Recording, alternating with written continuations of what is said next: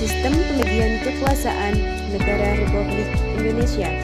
Pada materi ini, kita akan membahas kekuasaan dan pembagian kekuasaan. Kekuasaan adalah kemampuan seseorang untuk mempengaruhi orang lain supaya melakukan tindakan yang dikehendaki atau diperintahkannya. Berikut disajikan contoh ilustrasi kekuasaan secara sederhana.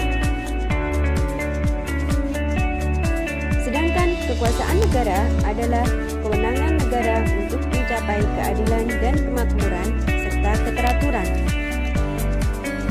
Macam-macam kekuasaan menurut beberapa tokoh. Menurut John Locke terdiri dari kekuasaan legislatif, kekuasaan eksekutif, dan kekuasaan federatif. Sedangkan menurut Montesquieu terdiri dari kekuasaan legislatif, kekuasaan eksekutif, dan kekuasaan yudikatif. Negara Indonesia menerapkan ajaran Trias Politica atau ajaran Montesquieu. Pembagian kekuasaan di Indonesia setelah amandemen Undang-Undang Dasar 1945 terbagi menjadi dua, yaitu secara horizontal dan vertikal. Secara horizontal dilakukan pada tingkatan pemerintah pusat dan pemerintah daerah.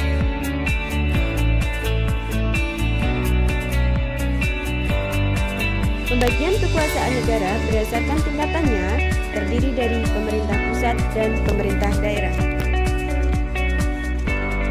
Jenis kekuasaan dan pelaksana. Dalam pemerintahan pusat terdiri dari 6 kekuasaan, yaitu kekuasaan konstitutif dilaksanakan oleh MPR, kekuasaan eksekutif dilaksanakan oleh Presiden, kekuasaan legislatif dilaksanakan oleh DPR, kekuasaan yudikatif dilaksanakan oleh MA dan MK, kekuasaan eksaminatif atau inspektif dilaksanakan oleh Badan Pemeriksa Keuangan, dan kekuasaan moneter dilaksanakan oleh Bank Indonesia. Dalam pemerintahan daerah terdapat dua pemerintahan. Yang pertama, pemerintahan tingkat provinsi yang dilaksanakan oleh gubernur, wakil gubernur, beserta DPRD provinsi.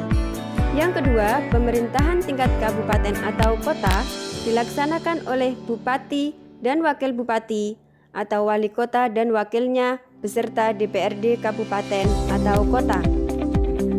Pembagian kekuasaan secara vertikal dilaksanakan oleh pemerintah pusat dan pemerintah daerah.